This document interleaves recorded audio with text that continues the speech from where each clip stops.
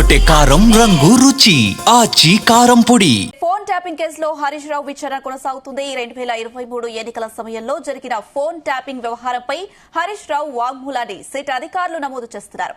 ఎన్నికల సమయంలో ఒకే రోజే 600 మంది కాంగ్రెస్ బీజేపీ నేతల ఫోన్ ట్యాపింగ్ జరిగినట్లు సిట్ గుర్తించింది. ఈ కేసులో నిందితుడిగా ఉన్న ఓ ఛానల్ ఎండీ శ్రవణ్ రావు, ప్రభాకర్ రావు స్టేట్మెంట్ ఆధారంగా సిట్ ప్రశ్నల వర్షం కురిపిస్తోంది. న్యూస్ ఛానల్ ఎండీతో ప్రైవేట్ కార్యాలయాన్ని హరీష్ రావు ఏర్పాటు చేయించారని ఆరోపణలు ఉన్నాయి. హరీష్ రావు వాట్సాప్ నుంచి కొన్ని నెంబర్లను న్యూస్ ఛానల్ ఎండీకి ట్యాపింగ్ కోసం పంపినట్టు సిట్ అనుమానిస్తోంది. రాధాకిషన్ రావు, నవీన్ రావు, ప్రభాకర్ రావుతో పలుమార్లు హరీష్ రావు మాట్లాడినట్టు సిట్ భావిస్తుంది. బీఆర్ఎస్ ఎలక్టోరల్ బాండ్స్ విషయంలో హరీష్ రావును సిట్ ప్రశ్నించనున్నట్లు తెలుస్తోంది.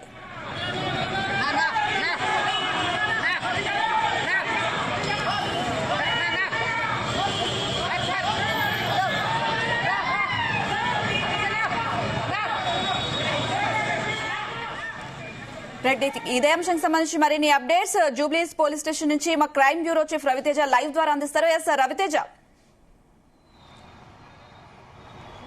11 గంటలకు మాజీ మంత్రి హరీష్ రావు జూబ్లీహిల్స్ పోలీస్ స్టేషన్ కి విచారణకు హాజరయ్యారు. సుమారు 1 కావస్తా ఉంది.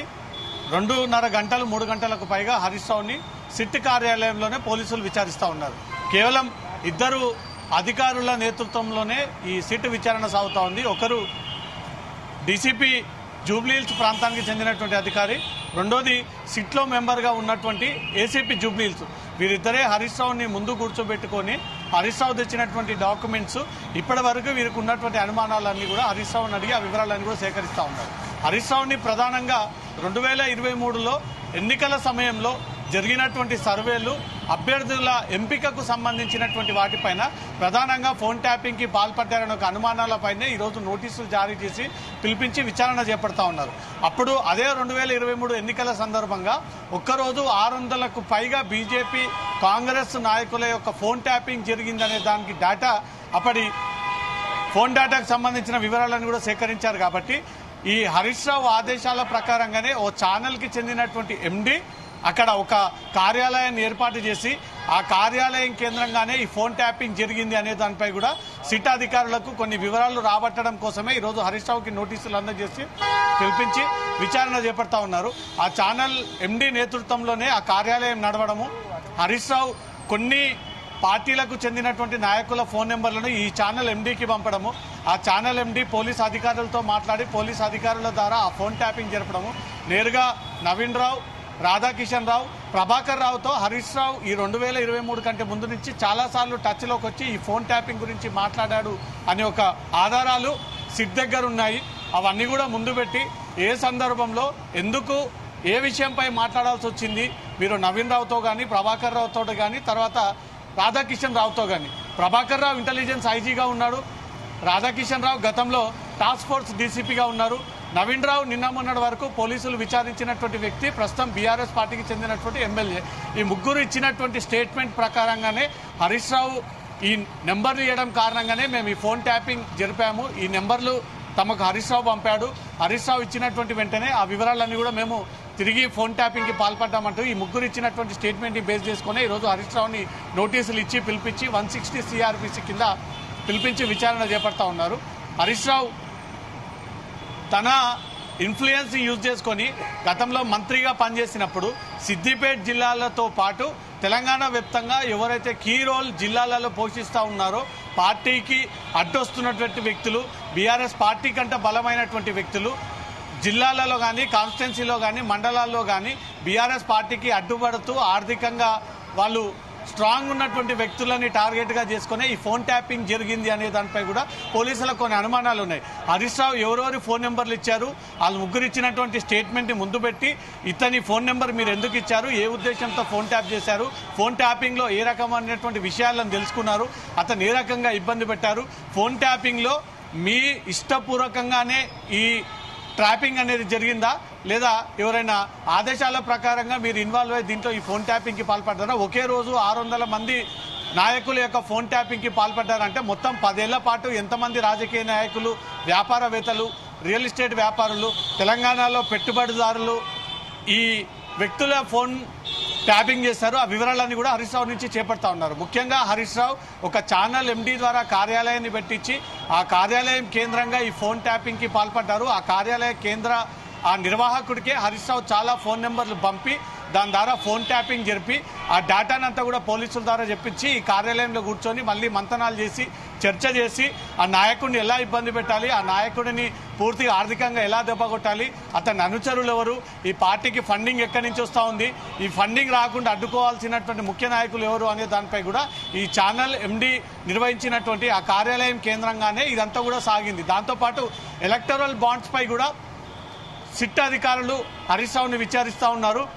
అప్పటి బీఆర్ఎస్ ప్రభుత్వం అధికారంలో ఉన్నప్పుడు కోట్లాది రూపాయలు విలువ చేసేటువంటి ఎలక్టోరల్ బాండ్స్ ని కూడా కొనుగోలు చేశారు. దాంట్లో హరీష్ రావు పాత్ర కూడా ఉందనేది పోలీసులకు కొన్ని అనుమానాలు ఉన్నాయి. కాబట్టి సుమారు 3 గంటలకు దగ్గర వస్తూ ఉంది. 3 గంటలకు పైగా హరీష్ రావుని ఇద్దరు అధికారులు మాత్రమే కూర్చోబెట్టి ఒకరు వెనుక ఒకరు ఈ వివరాలన్నీ రాబడతా ఉన్నారు. దాంతోపాటు గతంలో వెస్ట్ జోన్ డీసీపీగా పనిచేసినటువంటి విజయ్ కుమార్ సలహాలు, సూచనలు, అతని ఆదేశాలు, అతను ఇస్తున్నటువంటి లిస్ట్, అతను ప్రిపేర్ చేసినటువంటి క్వశ్చన్స్ ని మాత్రమే ఇప్పుడు సిట్ అధికారులు అవన్నీ స్టేట్మెంట్ రూపంలో రాసుకొని రైటింగ్ ద్వారా అవన్నీ ప్రిపేర్ చేసుకొని ఇప్పుడు హరీష్ రావుని ఎగ్జాక్ట్గా అదే క్వశ్చన్స్ అడుగుతా ఉన్నారు. ఎందుకంటే విజయ్ కుమార్ వెస్ట్ జోన్ డీసీపీగా పనిచేస్తాడు, ఈ ఫోన్ ట్యాపింగ్ లో కీలకమైనటువంటి అధికారిగా ఉన్నాడు.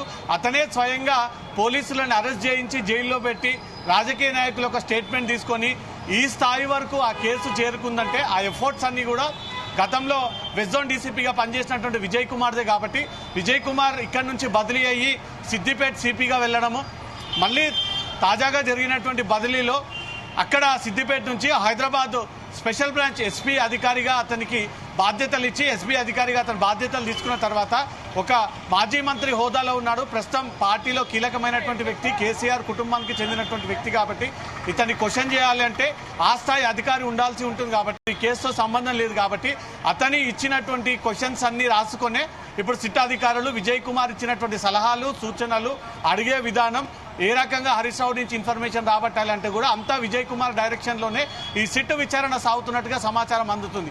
ఇప్పటికే సిట్ అధికారులు విజయ్ కుమార్ ఇచ్చినటువంటి క్వశ్చన్స్ అన్ని కూడా పేపర్ పై రాసుకొని ఆ పేపర్ పై రాసుకున్నటువంటి క్వశ్చన్స్ అన్ని కూడా హరీష్ రావుని అడిగి అతని నుంచి వివరాలు సేకరిస్తూ ఉన్నాడు. కొన్ని హరీష్ రావు తెలిసినట్టుగా సమాధానం చెప్పడము, కొన్ని తెలియదు, తనకు సంబంధం లేదు, నేను దీంట్లో ఇన్వాల్వ్మెంట్ లేదు, ఎప్పుడు కూడా నేను ఫోన్ ట్యాపింగ్కి నేరుగా పాల్పడింది లేదు, ఎక్కడో కొన్ని చోట్ల అనుమానాలు ఉన్నప్పుడు మా వాళ్లకు ఆ ఫోన్ నెంబర్లు ఇచ్చానే తప్ప నేను స్పెసిఫిక్గా వీళ్ళ నెంబర్లను ట్యాప్ చేసి ఆ వ్యక్తిగత డేటా తీయమని ఎక్కడ కూడా నేను ఆదేశించలేదు, అలాంటి వ్యక్తిత్వం ఉన్నటువంటి వ్యక్తిని కాదు అంటూ మాత్రం హరీష్ రావు సిట్ ముందు ఈ విషయాలని చెప్పుకొస్తున్నట్టుగా తెలుస్తోంది.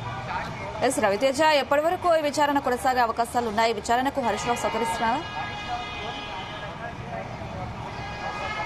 సిట్ ఫోన్ ట్యాపింగ్ కేసులో సిట్ విచారణకు హాజరైనప్పుడు కేవలం 3-4 గంటల్లోనే హాజరయ్యి అడిగినటువంటి వాటికి అన్ని సమాధానం ఇచ్చి ఎక్కడ కూడా సిట్ అడిగిన దాన్ని క్వశ్చన్స్ కి దాటేసేటువంటి ప్రయత్నం చేస్తే కొంత ఆలస్యం జరిగేటువంటి అవకాశం ఉంది. లేదు, సహకరిస్తూ ఉన్నాడు, ప్రతి క్వశ్చన్ కి సమాధానం ఇస్తా ఉన్నాడు హరీష్ రావు. తెలిసినవి కొన్ని, తెలియనివి కొన్ని, 100% అన్ని నిజాలే చెప్తా ఉన్నాడు అంటే మరో అరగంటల లేదా గంటల సిట్ విచారణ పూర్తయిన తర్వాత హరీష్ రావు బయటకు వచ్చి తిరిగి మళ్ళీ బీఆర్ఎస్ భవన్ కి చేరుకునేటువంటి అవకాశం ఉంది. ఎందుకంటే గతంలో కూడా ప్రభాకర్ రావు, రాధాకిషన్ రావు, అడిషనల్ ఎస్పీలు, డిఎస్పీ స్టేట్మెంట్ రికార్డ్ చేయడానికి వచ్చినటువంటి రాజకీయ నాయకులు, వ్యాపారవేత్తలు అందరినీ కూడా ప్రత్యక్షంగా చూసాం. కాబట్టి కేవలం 2-3 గంటలు లేదా ఇంకో గంట, 4 గంటలకు మించి ఎక్కువగా సిట్ విచారించినటువంటి సందర్భాలు లేవు. ఇప్పుడు 3 గంటలు కావస్తా ఉంది. కాబట్టి హరీష్ రావుని 3 గంటల పాటు సిట్ అధికారులు విచారణ చేపట్టారు. ఇంకో అరగంట లేదా గంట సేపు సుదీర్ఘమైనటువంటి విచారణ చేపట్టి అతను ఇచ్చేటువంటి సమాధానం అంతా కూడా స్టేట్మెంట్ రూపంలో రికార్డ్ చేసుకొని ప్రతిదీ వీడియోగ్రఫీ రూపంలో దాన్ని రికార్డ్ చేసి ఇవన్నీ కూడా కోర్టుకి సమర్పించేటువంటి అవకాశం ఉంది. మరి కాసేపట్లో అతను విచారణ ముగియబోతా ఉంది. విచారణ ముగిసిన తర్వాత భారీగా బీఆర్ఎస్ నాయకులంతా కూడా ఇక్కడికి చేరుకొని హరీష్ రావుని బయటకు వచ్చినటువంటి వెంటనే భారీగా స్వాగతం పలికేటువంటి అవకాశం ఉంది. ఉదయం తను బీఆర్ఎస్ భవన్ నుంచి జూబ్లీహిల్స్ పోలీస్ స్టేషన్ కి చేరుకున్నప్పుడు భారీగా బీఆర్ఎస్ శ్రేణులంతా కూడా ఇక్కడికి చేరుకొని తెలంగాణ పేరుతో నినాదాలు చేసినటువంటి పరిస్థితి కనబడతా ఉంది. కాబట్టి ఇప్పుడు హరీష్ రావు విచారణ ఎదుర్కొంటా ఉన్నాడు. విచారణ పూర్తయినటువంటి వెంటనే బయటకు వచ్చి నేరుగా బీఆర్ఎస్ భవన్ కి వెళ్లేటువంటి అవకాశం ఉంది. ప్రస్తుతం ఇద్దరి అధికారుల నేతృత్వంలోనే ప్రశ్నల వర్షం కురిపిస్తా ఉన్నారు. ప్రశ్నల వర్షంతో హరీష్ రావు ఉక్కిరి బిక్కిరిగా చేసేటువంటి ప్రయత్నాలు చేస్తా ఉన్నారు. కానీ సీనియర్ నాయకుడు కాబట్టి, ఈ కేసులన్నీ ఎదుర్కొన్నాడు కాబట్టి, గతంలోనే రాష్ట్ర పోరాటం కోసం దగ్గరుండి పనిచేసినటువంటి వ్యక్తి కాబట్టి ఈ కేసులు పోలీసుల ఇన్వెస్టిగేషన్లు దర్యాప్తు ఈ నోటీసులు అనేది అనుభవం ఉన్నటువంటి నాయకుడు కాబట్టి పోలీసులు ఎంత కన్ఫ్యూజన్ చేసినా ఎంత ఉక్కిరి విక్కిరి చేసి అతని నుంచి నిజాలు రాబట్టాలన్నా ఒక స్ట్రేచర్ ఉన్నటువంటి లీడర్ కాబట్టి తన దగ్గర ఉన్నటువంటి సమాధానాలు మాత్రమే పోలీసులకు అందజేస్తున్నట్టుగా తెలుస్తోంది. మళ్ళీ ఈ రోజు విచారణ ముగిసిన తర్వాత రెండోసారి కూడా హరీష్ రావు అందుబాటులో ఉండి రాష్ట్రం దేశం దాటి వెళ్లిపోకుండా పోలీసులకు సహకరించాలంటూ నోటీసులు రెండోసారి కూడా జారీ చేసేటువంటి అవకాశం ఉంది Anusha. Right Raviteja, thank you.